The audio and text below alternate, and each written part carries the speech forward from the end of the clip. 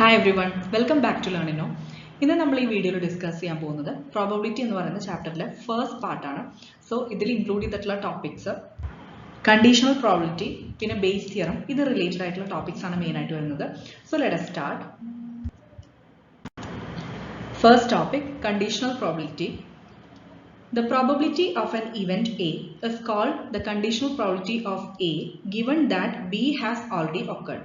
ഇപ്പോൾ രണ്ട് ഇവന്റ്സ് ഇപ്പോൾ ബേസിക്കലി നമുക്ക് പ്രോബബിലിറ്റി എന്ന് പറയുന്നത് എന്താണ്, ഒരു റാൻഡം എക്സ്പെരിമെന്റ് കണ്ടക്ട് ചെയ്ത് കഴിഞ്ഞാൽ അതിൽ ഒരു ഇവന്റ് ഒക്കർ ചെയ്യാനുള്ള ചാൻസസ്, അതാണ് ശരിക്കും പറഞ്ഞാൽ പ്രോബബിലിറ്റി എന്ന് പറയുന്നത്. അപ്പോൾ ശരിക്കും പറഞ്ഞാൽ പ്രോബബിലിറ്റീൻ്റെ ബേസ് ചെയ്തിട്ടുള്ള ബേസിക് കോൺസെപ്റ്റ്സ് എല്ലാം നമ്മൾ പ്രീവിയസ് ഇയർ പഠിച്ചു കഴിഞ്ഞതാണ് അല്ലേ. സോ ഇതിൽ മെയിൻ ആയിട്ട് ഡീറ്റെയിൽ ആയിട്ട് കുറച്ചും കൂടി ഇൻ ഡെപ്ത് നമുക്ക് ടോപ്പിക്സ് ആണ് പഠിക്കാനുള്ളത്. അതിൽ വരുന്ന ഫസ്റ്റ് ടോപ്പിക്കാണ് കണ്ടീഷണൽ പ്രോബബിലിറ്റി. അപ്പോൾ നമുക്ക് ആ ടേമിൽ നിന്ന് തന്നെ മനസ്സിലാവാം കണ്ടീഷണൽ അല്ലെ, അതായത് ഒരു ഇവന്റ് ഓൾറെഡി ഒക്കർ ചെയ്തിട്ട് വേറൊരു ഇവന്റിന്റെ പ്രോബബിലിറ്റി അതാണ് പറയുന്നത്. So probability of an event A, it is called the conditional probability of A given that B has already occurred. അപ്പോൾ അതിന് നമ്മൾ ഡിനോട്ട് ചെയ്യുന്നതാണ് P of A given B. ഇപ്പോൾ ഇങ്ങനെ നമ്മൾ ലോങ് ബാർ ഉദ്ദേശിക്കുന്നത് ഗിവൺ എന്നാണ് പറയുന്നത്. P of A given B is given by P of A intersection B divided by P of B. അതായത് ന്യൂമറേറ്ററിൽ P of A intersection B യും ഡിനോമിനേറ്ററിൽ P of B യും provided P of B is not equal to 0. Okay, P of B probability it must be non-zero. അപ്പോൾ ഇവിടെ P of A intersection B നമുക്കറിയാലോ, intersection എന്ന് പറയുന്നത് എന്താ, രണ്ടും കൂടിയിട്ടുള്ളത് അല്ലെ, A and B രണ്ട് ഇവന്റ്സും കൂടിയിട്ടുള്ളത്. ഇനി പ്രോപ്പർട്ടീസ് നോക്കാം. First property 1, the conditional probability of an event A given that B has occurred lies between 0 and 1. ഇപ്പോൾ ഈ പറഞ്ഞ conditional probability of A given B has occurred എന്ന് പറയുന്നതിന്റെ വാല്യൂ എന്തായിരിക്കും, അതായത് P of A given B എന്ന് പറയുന്ന പ്രോബബിലിറ്റിയുടെ value it lies between 0 and 1. Next property, if A and B are any two events of a sample space S and F is an event of S such that P of F not equal to 0. അതായത് എയും ബിയും രണ്ട് events, നമ്മൾ sample സ്പേസിന്റെ രണ്ട് events ആണ്. ഇനി F എന്ന് പറയുന്നത് എസിന്റെ ഒരു ഇവന്റ് തന്നെയാണ് such that its probability is non-zero. Then P of A union B given F. Clear ആയോ? P of A union B. ഈ യൂണിയൻ ഉദ്ദേശിക്കുന്നത് എന്താ, A അല്ലെങ്കിൽ B ആണോ ഉദ്ദേശിക്കുന്നത്, ഓർ ആണ്. So P of A union B given F, അതായത് F already occur ചെയ്തിട്ടുണ്ട് എന്നിട്ട് probability of A union B ആണ്, is given by P of A given F plus P of B given F minus P of A intersection B given F. Clear ആയല്ലോ? P of A union B given F എന്ന് പറയുന്നത് എന്താണ്, P of A given F plus P of B given F minus P of A intersection B given F. In particular if A and B are disjoint events, അതായത് ഇനിയിപ്പോൾ ഒരു specific case പറയണം, അതായത് A and B രണ്ടും disjoint events ആണ്. എന്താണ് ഈ disjoint events എന്ന് പറയുന്നത്, അതായത് ഒരിക്കലും സൈമൾട്ടേനിയസ് ആയി ഒക്കർ ചെയ്യില്ല ഈ രണ്ട് ഇവന്റ്സും, അതാണ് ഉദ്ദേശിക്കുന്നത്.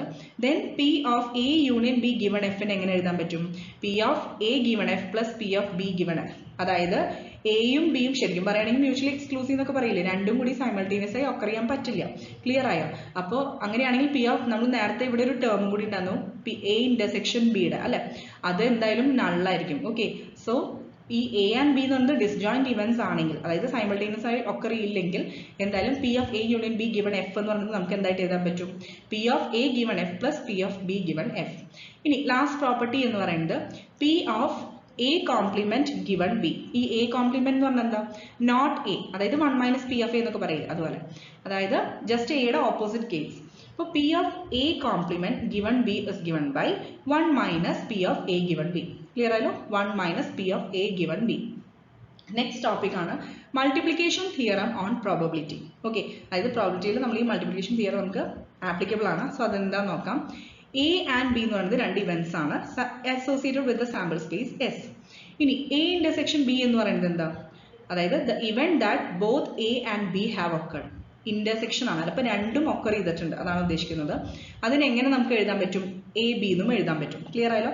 സോ ജസ്റ്റ് എ ബി എന്ന് എഴുതിയാലും അതിന്റെ മീനിങ് എന്താ, എ ഇന്റർസെക്ഷൻ ബി ആണ് ഡിനോട്ട് ചെയ്യുന്നത്. So P of A B, അതായത് P of A intersection A B can be written as P of A into P of B given A. Clear ആയല്ലോ? P of A into P of B given A provided P of A must not be equal to 0. Okay, next ഇതിന് വേറൊരു representation എന്താ, P of എക്ക് പകരം P of B എന്ന് എഴുതാം. P of B into P of, ഇനി B given A നേരെ തിരിച്ചു വരും, എ ഗിവൺ ബി ആയിരിക്കും. ക്ലിയർ ആയോ? അതായത് ഇവിടെ ഏതാ വരുന്നത് അതാണ് ഇവിടെ വരുന്നത്. P of B into P of A given B provided P of B not equal to 0. Just ഏതെങ്കിലും ഒന്ന് പഠിച്ചാൽ അടുത്തത് നമുക്ക് സിമ്പിൾ ആണ് അല്ലേ. This is known as multiplication rule of probability. Okay, ഇതിനെയാണ് multiplication rule of probability എന്ന് പറയുന്നത്. Next, extension of multiplication theorem. ഇനി ഇതിന്റെ ഒരു extended version ആണ്. If A, B, C, ഇപ്പൊ നമ്മൾ രണ്ടിൽ കൂടുതൽ events ഇവിടെ കൺസിഡർ ചെയ്യുന്നത്, if A, B, C are three events associated with a random experiment, then P of ഈ മൂന്നെണ്ണത്തിന്റെ intersection A intersection B intersection C എന്ന് പറയുന്നത് എങ്ങനെ റെപ്രസെന്റ് ചെയ്യാൻ പറ്റും? P of A into P of B given A into P of C given A intersection B. Okay, it can also be written as P of A into P of B given A into P of C given ഈ A intersection B നെ നമ്മൾ നേരത്തെ പറഞ്ഞ പോലെ A B എന്നും എഴുതാം അല്ലേ. അപ്പൊ അത്രയേ ഉള്ളൂ ഇവിടെ മാറ്റി ഒരു ജസ്റ്റ് ഇവിടെ വരുത്തിയ ഒരു ചേഞ്ച് എന്ന് പറയുന്നത് അത് മാത്രമേ ഉള്ളൂ. A intersection B ക്ക് A B എന്ന് ഡിനോട്ട് ചെയ്തു, അത്രയേ ഉള്ളൂ.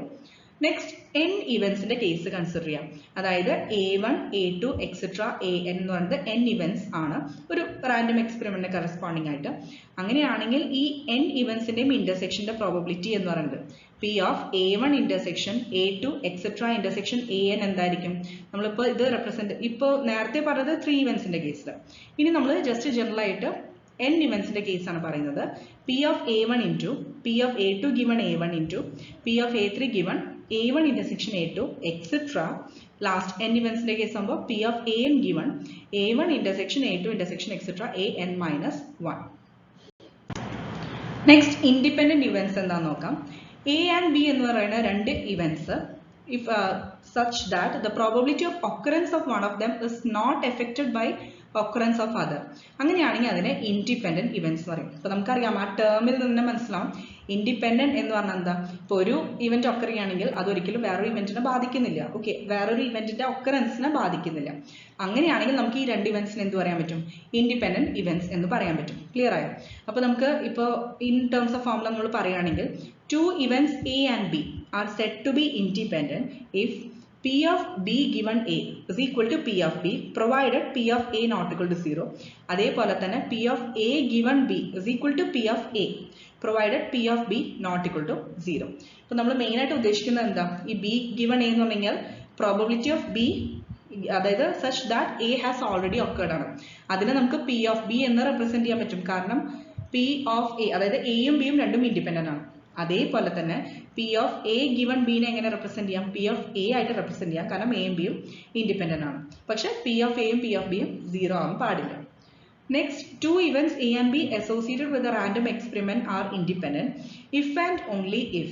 ഇനി കുറച്ച് കാര്യങ്ങൾ പറയാൻ പോകുന്നത്, അതായത് ഇപ്പോൾ രണ്ട് ഇവന്റ്സ് ഇൻഡിപെൻഡന്റ് ആണെന്ന് എപ്പോഴാണ് പറയാൻ പറ്റുക? If P of A intersection B എന്ന് പറയുന്നത് product of their individual probabilities ആണെങ്കിൽ P of A into P of B എന്ന് നമുക്ക് എക്സ്പ്രസ് ചെയ്യാൻ പറ്റുമെങ്കിൽ A and B എന്താണ്? ഇൻഡിപെൻഡന്റ് ഇവന്റ്സ് ആണ്. നെക്സ്റ്റ് നമ്മൾ n ഇവന്റ്സിന്റെ കേസിൽ ജനറലൈസ് ചെയ്ത് പറയുകയാണെങ്കിൽ എങ്ങനെയാണ്? Let A1 A2 etcetera A and B n events associated with a random experiment. അങ്ങനെയാണെങ്കിൽ നമുക്ക് ഈ പറഞ്ഞ A1 probability of A1 intersection A2 intersection AN എന്ന് പറയുന്നത് എന്തായിട്ട് എഴുതാൻ പറ്റും? അതായത് അത് ഇൻഡിപെൻഡന്റ് ആണെങ്കിൽ നമുക്ക് അതിന്റെ ഇൻഡിവിജ്വൽ പ്രോബബിലിറ്റീസിന്റെ പ്രോഡക്റ്റ് ആയിട്ട് എക്സ്പ്രസ് ചെയ്യാൻ പറ്റും. That is P of A1 into P of A2 etcetera up to P of AN. ഇനി നോട്ട് ചെയ്യേണ്ട കുറച്ച് കാര്യങ്ങൾ നോക്കാം. രണ്ട് ഇവന്റ്സ് ഡിപ്പെൻഡന്റ് ആണെന്ന് നമ്മൾ എപ്പോഴാണ് പറയാൻ പറ്റുക? If they are not independent അല്ലെ, ജസ്റ്റ് ഇൻഡിപെൻഡന്റിന്റെ ഓപ്പോസിറ്റ് കേസ്. ഇപ്പൊ നമ്മൾ പറഞ്ഞു രണ്ട് ഇവന്റ്സ് ഇൻഡിപെൻഡന്റ് ആണെങ്കിൽ അതിന്റെ ഇൻഡിവിജ്വൽ പ്രോബബിലിറ്റീസിന്റെ പ്രോഡക്റ്റ് ആയിട്ട് എഴുതാൻ പറ്റും. അപ്പോൾ ഡിപ്പെൻഡന്റ് ആണെങ്കിൽ that means what? P of A intersection B will not be equal to P of A into P of B. അത്രയേ ഉള്ളൂ, ജസ്റ്റ് ഓപ്പോസിറ്റ് കേസ്. നെക്സ്റ്റ് നമ്മൾ ത്രീ ഇവന്റ്സ് മ്യൂച്വലി ഇൻഡിപെൻഡന്റ്, അതായത് A B C ഈ മൂന്നെണ്ണം അങ്ങോട്ടും ഇങ്ങോട്ടും independent ആണെന്ന് നമ്മൾ എപ്പോഴാണ് പറയാം? If P of A intersection B can be expressed as product of P, അതായത് individual properties P of A into P of B. Next P of A intersection C എന്ന് പറയുന്നത് P of A into P of C express ചെയ്യാൻ പറ്റും. അതേപോലെ P of B intersection C എന്ന് പറയുന്നത് P of B into P of C ആണ്. And മൂന്നിന്റെ intersection എന്ന് പറയുന്നത് ഇൻഡിവിജ്വൽ പ്രോബബിലിറ്റീസിന്റെ പ്രോഡക്റ്റ് ആയിട്ട് എക്സ്പ്രസ് ചെയ്യാൻ പറ്റും. ഇങ്ങനെയാണെങ്കിൽ ഈ മൂന്ന് ഇവന്റ്സും A B C എന്ന് പറയുന്നത് all are mutually independent events. Next If events A and B having non-zero probabilities are independent, then P of A intersection B is equal to P of A into P of B, which is not equal to 0. നേരത്തെ പറഞ്ഞ കാര്യം തന്നെയാണ്. ഇപ്പോൾ A and B എന്ന് പറയുന്ന രണ്ട് events ആണ്, non zero probabilities ആണ്. അവർ ഇൻഡിപെൻഡന്റ് ആണെങ്കിൽ അതിന്റെ അർത്ഥം അതിന്റെ ഇന്റർസെക്ഷന്റെ പ്രോബിലിറ്റി എന്തായിരിക്കും? Product of the individual probabilities ആണ്. അതെന്തായാലും നോൺ സീറോ ആയിരിക്കും അല്ലെ? ശരിയല്ല? അപ്പൊ അതിന്റെ മീനിങ് എന്താ? A intersection B will be non zero. അപ്പോൾ അതായത് product of their individual properties non zero എന്ന് പറഞ്ഞാൽ that means P of A intersection B non zero അല്ലേ? അതായത് എ ഇന്റർസെക്ഷൻ ബി എന്ന് പറയുന്നത് ഒരിക്കലും നൾ ആയിരിക്കില്ല. ക്ലിയർ ആയല്ലോ? അതായത് ഒരു വാല്യൂ ഉണ്ടാവും, നോൺ സീറോ ആയിരിക്കും എന്തായാലും. ക്ലിയർ ആയല്ലോ? So two independent events having non-zero properties cannot be mutually exclusive. കാരണം എന്താ? രണ്ട് ഇവന്റ്സ് മ്യൂച്വലി എക്സ്ക്ലൂസീവ് ആണെന്ന് നമ്മൾ എപ്പോഴാണ് പറയാ? രണ്ടിന്റെയും ഇന്റർസെക്ഷൻ നൾ ആയിരിക്കുമ്പോൾ, അതായത് രണ്ട് ഇവന്റ്സിനും കോമൺ ആയിട്ട് ഒന്നും ഉണ്ടാവില്ല, അപ്പോഴാണ് നമ്മൾ മ്യൂച്വലി എക്സ്ക്ലൂസീവ് പറയാം.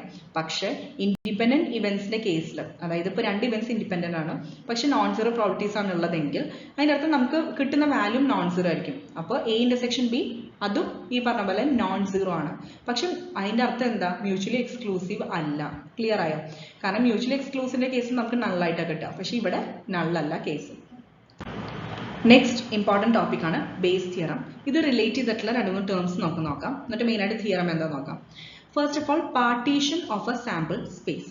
അതായത് let there be n events e1 e2 etc en. Okay, it represent a partition of sample space as if. ഇപ്പൊ നമ്മൾ ഈ കൺസിഡർ ചെയ്യുന്ന n ഇവന്റ്സ് എന്ന് പറയുന്നത് അത് സാമ്പിൾ സ്പേസ് എസിന്റെ ഒരു പാർട്ടീഷൻ ആണെന്ന് എപ്പോഴാണ് റെപ്രസെന്റ് ചെയ്യാം? If ei intersection ej is null provided I is not equal to j. അതായത് ഐയും ജെയും ഈക്വൽ ആയിരിക്കില്ല. അതായത് e1 പിന്നെ e2, e1 ഇന്റർസെക്ഷൻ e2 എന്ന് പറയുന്നത് നൾ, അതുപോലെ e2 ഇന്റർസെക്ഷൻ e3 എന്ന് പറയുന്നത് നൾ. അപ്പൊ ij ഡിഫറെന്റ് ആണ് കേട്ടോ.